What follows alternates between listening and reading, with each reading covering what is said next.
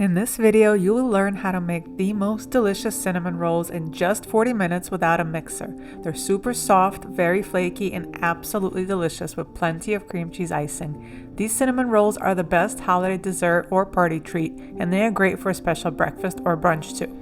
The trick here is to use store-bought crescent roll dough, which bakes up flaky and light. Just make sure you don't accidentally buy the cinnamon rolls in a tube because trust me, they're not as good. You'll start by opening up 2 tubes of crescent roll dough and placing them on a clean surface such as parchment paper. Pinch together any seams and stick the 2 sheets of dough together. It doesn't have to be perfect, but you want to have one continuous sheet of dough. Next, take your softened butter and spread it all over the dough. If you forgot to soften your butter, you can microwave it for a few seconds until it is easier to spread. Just make sure not to melt it completely. Now, combine the light brown sugar with cinnamon and sprinkle it all over the dough. Now is a good time to preheat the oven to 350 degrees Fahrenheit because you'll be ready to pop these in the oven soon. The next step is my best hack for baking cinnamon rolls. You want to cut the dough into individual strips before rolling it up. It's so much easier than trying to cut a tube of dough.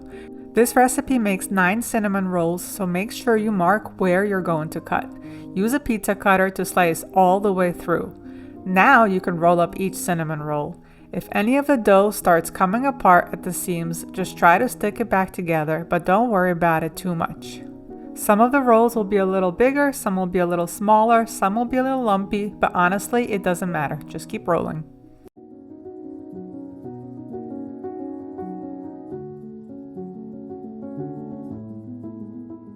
Grab an 8 by 8 inch square baking dish and grease it well with butter. I like to use parchment paper because the parchment paper doesn't absorb butter and it spreads it really well. Place the cinnamon rolls in the baking dish and bake at 350 degrees for 25 to 30 minutes or until the tops are golden brown and the center is baked through. While the cinnamon rolls are baking, combine all the icing ingredients in a bowl and mix well. It will seem too dry at first, but just keep mixing until the sugar is absorbed. If needed, you can add a teaspoon or 2 of milk to help it come together.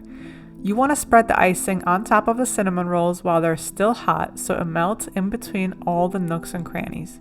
Just make sure to wait a little for the cinnamon rolls to cool before digging in. I know it will be hard, but it's worth it.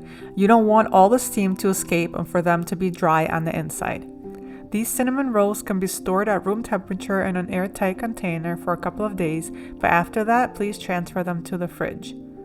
You'll want to reheat the cinnamon rolls in a microwave for just a few seconds to make them warm, fluffy, and delicious again.